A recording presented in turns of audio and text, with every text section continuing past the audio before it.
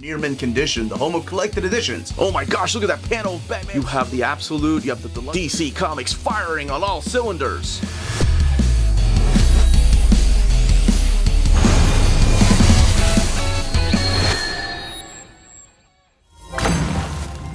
In brightest day, in blackest night, no Green Lantern Omnibus shall escape my sight. Was that cringy? Sure. Do I care? Absolutely not. I am the Uncanny Omar. For a guy that calls himself the Uncanny Omar, do you think he's going to be embarrassed by anything? Anyway, today I'm going to be giving you my overview of the Green Lantern by Robert Venditti Omnibus, Volume 1 from DC Comics. So let's go ahead and get started.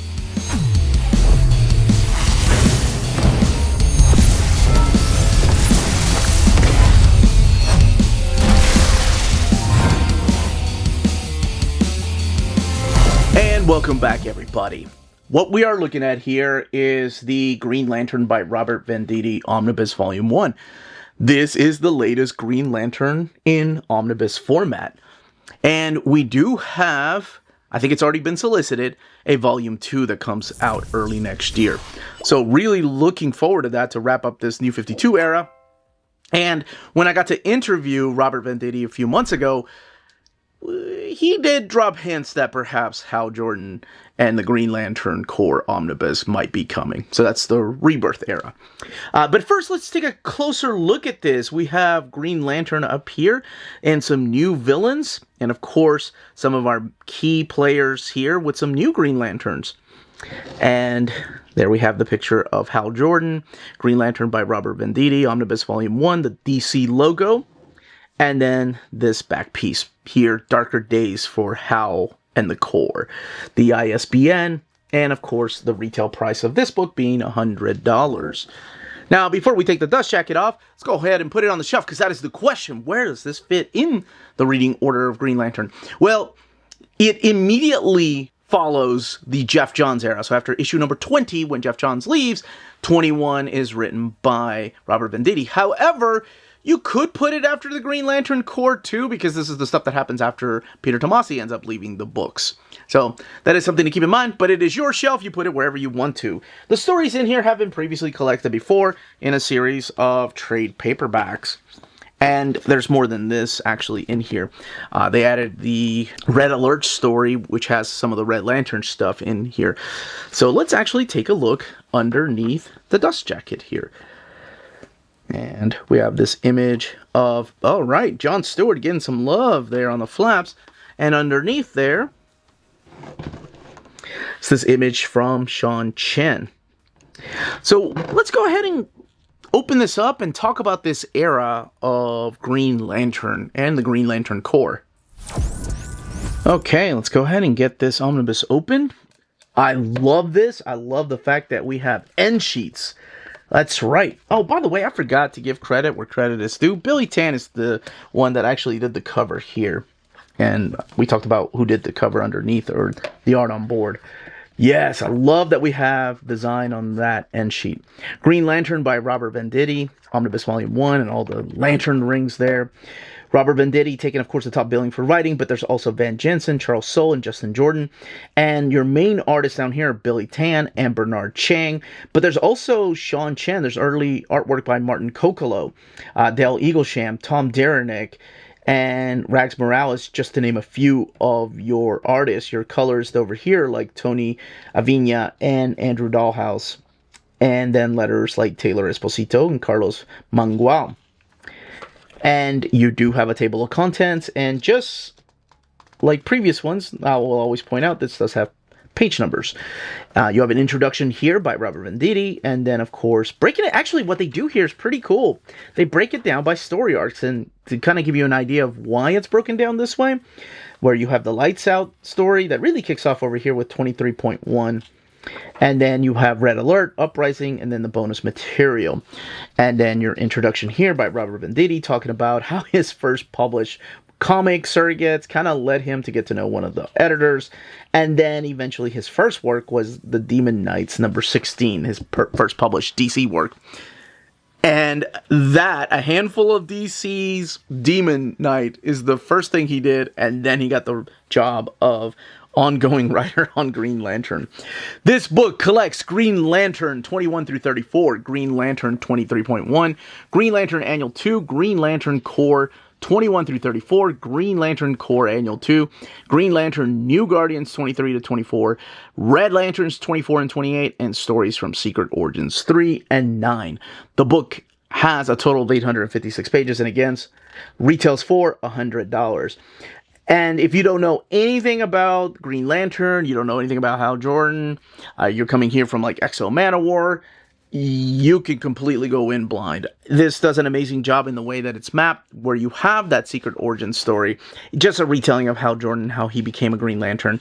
Of course, you know, a few tweaks here, like his costume, because this is the New 52 era, even though Green Lantern really wasn't affected that much like Batman. He wasn't a character that was deeply impacted by the reboot. And then you can jump into the next story arc. As you're reading this, you'll find out that there was a big war, and the Green Lanterns aren't really trusting each other during this time, and something big is about to happen. There is a little bit of a foreshadowing for the big event that will happen, and Hal Jordan is saying the central power battery is dead. So, spoilers, I guess, moving forward, just in case, to kind of give you the pitch of the stories in here.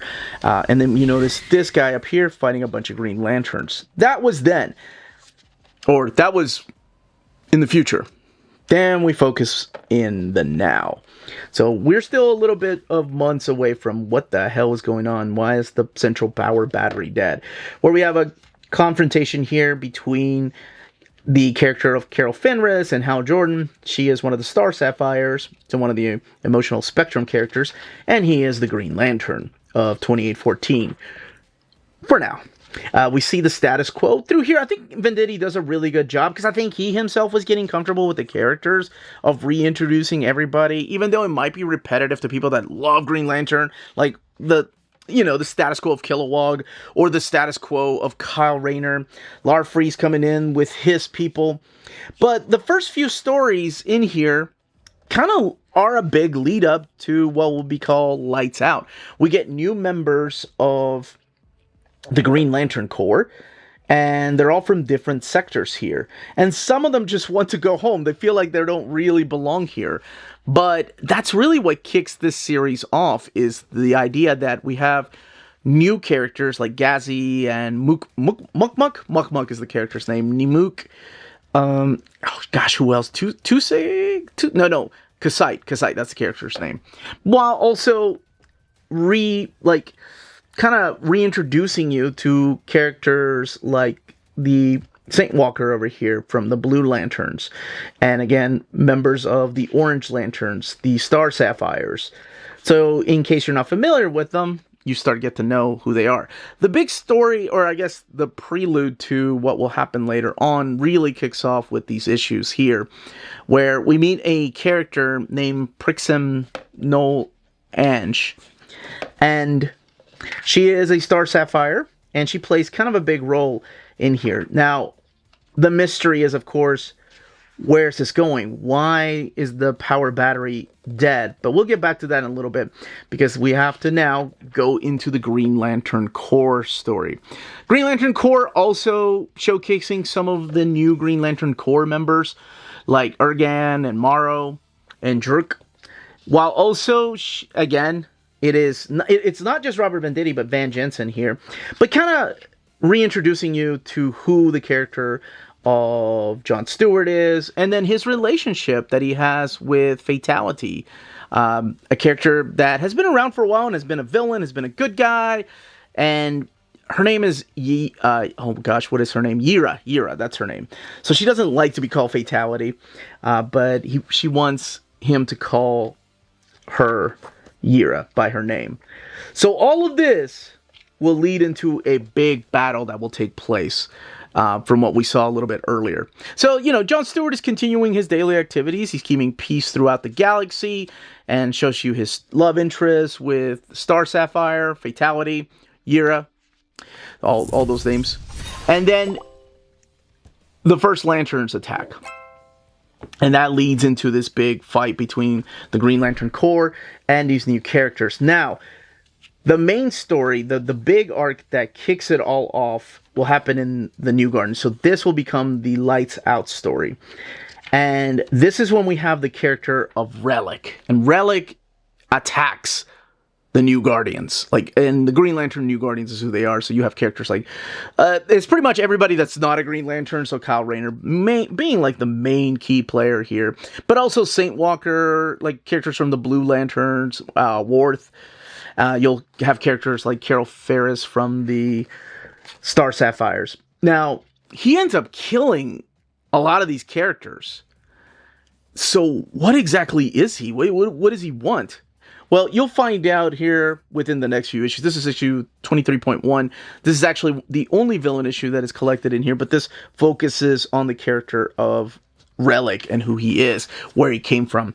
And as you find out, this isn't a big spoiler, it just kind of gives you a little bit of the background. But Relic is a leftover from this universe, before our universe, which has been established in the DC continuity before. And he is after the light, what I think they're called the light wielders is what he calls them. Because in his universe, they drained all of the emotional spectrum energy out of the entire universe. Despite him fighting them, despite him saying, no, this is wrong.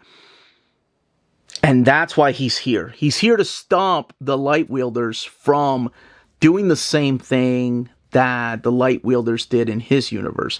Because in here, there is a little bit of, well, I guess not really a retcon, but kind of expanding on the lore and myth behind the Green Lanterns and where the rings come from. But apparently here it's introduced that perhaps the rings and powers come from this reservoir that hides behind the Source Wall. And of course the Source Wall is where you see like the end of the DC universe, where we've seen a lot of the gods and stuff I don't want to say hang out, because they definitely don't hang out there. But that's what this big crossover is about. It's about stopping Relic from fighting and getting and sucking all the power dry out of the light wielders. And the Red Lanterns get involved. Everybody ends up getting involved through here. And it is one big, long story. Now, remember that character that I mentioned at the very beginning, Prixium? Oh my gosh, Noel Ange.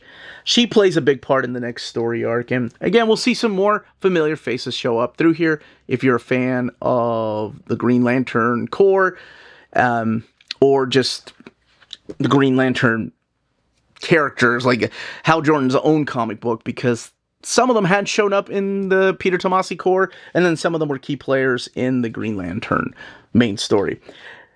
The next few story arcs all have to do with this new race of beings. You'll have the Durlans, and you'll have Grenak, and then, of course, who I mentioned earlier, Prixium.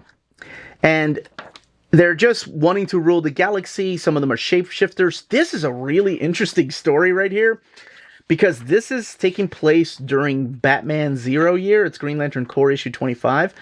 So it takes place in the past in Gotham. And it's not collected in the Batman Omnibus by Scott Snyder and Greg Capullo. Or, maybe there was a 0 year hardcover. I know it wasn't a deluxe hardcover. But anyway, it focuses on the character of John Stewart and the type of man that he was before joining the Green Lantern Corps. But the majority, or I guess the rest of the book, will be focusing on these newer villains, these newer Durlans and the Coons that will play a big part through here. Some of them are shapeshifters. So it kind of becomes, I love this homage cover to the Green Lantern Corps issue number 1. Or is it issue 3 maybe? But it kind of becomes a game of who do you trust? Who can you trust? And I enjoy stories like that. So it is cool to see also him, the writer Robert Venditti, kind of become comfortable with these characters. And then once he does, he starts expanding on the characters and showing more of the Green Lantern Corps. So you will have characters like Aricia through here. You'll have characters like Salak and Vath Zarn and Voss showing up through here. Hanu, Izamat, Cole, and those characters will be showing up. So that's what's really cool. It's like, okay, we haven't gotten rid of them. They're coming back, and they're going to help fight against these new villains. This is the Red Alert story, which shows a Supergirl during the New 52 who is not familiar with Earth, really, who at the time I think was still speaking Kryptonian. No, actually, no. I think by now she's speaking English. But this ties into the Red Lantern story. So it is a crossover called Red Alert, where you'll see Guy Gardner leading the Red Guardians, or I'm sorry, the Red Lanterns, who at first was supposed to be like a secret spy, maybe, or at least that's the way it was sold, and now has officially joined them. And eventually something big happens in Sector 2814. So big that we just have one character, Simone Baz here, being the sole Green Lantern 2814 for a while. And I want to spoil how it happens, because Hal feels like he needs to take his journey in this war out there to the universe. He has to leave Earth for a while. So that's why Simone stays behind and becomes the sole protector of Earth for a while. Right? And you still have the Red Lanterns there. But all these characters get involved in the big finale here. And you'll have a lot of returning villains. And newer villains. And newer Green Lanterns. And who do you trust by the end? Kind of reminds me, because I just reread some of the Secret Invasion stuff to get ready for my overview of New Avengers Omnibus Volume 2. It's a little bit of that, because whenever you have shape-shifting aliens, like, sometimes that's going to happen. But I really like the characters of the Durlans. I think the species has been great for the series and really kind of gave you that mystery of who can you trust again. And there are official betrayals through here. It's not just like, psych, I'm an alien. It's more like, oh, I can't believe I didn't see this happening before my very eyes. So let's actually, you know what? This book doesn't have a lot of extras. I don't want to spoil who shows up at the end and how it's all resolved. As a matter of fact, we just have that page, which is a variant, and that's it. So 2 pages of extras. Everything else is just the comics and the stories and your end sheets here. But I haven't seen that especially in a Green Lantern comic. I figured there were a lot more variants. However, what they do here is they put the variants on the opposite side of the standard edition. Like this one here. This is the Rag Morales cover, and you have the standard cover. If the issue had a variant, of course. Not every single issue had a variant. But at least this way, it will let you know what issue you're on. Because you do have a table of contents, but you still don't know exactly what issue you're on. You don't know if you're in the Green Lantern Annual number 2. You don't know if you're reading Green Lantern issue number 25. But at least with the variant covers, they'll let you know what issue you're on. Let's take a look at the binding. 856 pages, and there's that eye. That is some pretty tight binding. But let's see how it lays over. Actually, not bad, huh? This is at the very beginning, too. And you have just a little bit of gutter loss. We've seen worse, and we've also seen better. But that's what this era of Green Lantern is about. And those are some of the new characters you'll be meeting through here. The second book is due out next year, early next year. Can't wait for that. But that, as they say, is that. If you're interested in purchasing this omnibus, don't forget to check out our sponsors. If you're in Europe and you're interested in buying these books, definitely check out Walt's Comic Shop in Berlin, Germany. They have the cheapest pre-order prices, flat shipping rate of €12 for all EU countries, emails answered within 24 hours, waltscomicshop.com, and you can use the code nearmintcondition at checkout and get free shipping for all EU countries with your first order over €40. That's Walt's Comic Shop, your reliable source for omnis and premium collected editions in Europe. Ding! CheapGraphicNovels.com, your online home for graphic novels and collected editions up to 50% off cover price. They have excellent shipping and prompt and helpful service. Check out their bargain deals for up to 90% off cover price. And don't forget, the CGN also takes pre-orders. That way you don't miss out on the hottest releases. And they are currently running a special promotion for you Minties. If you're a first-time customer, after receiving your order confirmation email, reply back to that email and let them know Near Mint Condition sent you their way. They will then apply a free shipping promotional credit to your next order in the US. Cheap Graphic Novels, your source for the hottest books with the kind of deep discount, quality shipping, and customer service that will keep you coming back for more. And that was the content, page count, and build of this omnibus, as well as where it fits into the reading order of Green Lantern. If you have any questions, leave your questions down below. If you are picking this up, let me know in the comments down below. If you have read the series, if you have it in trade paperback, or if you just get Green Lantern in omnibus format, you cannot wait for Volume 2, and then, of course, Hal Jordan and the Green Lantern Corps. And what other era of Green Lantern would you like to see collected in these big, beautiful books? Any questions, leave them down below. Smash that like button on the way out. Everyone stay healthy and safe out there. Much love.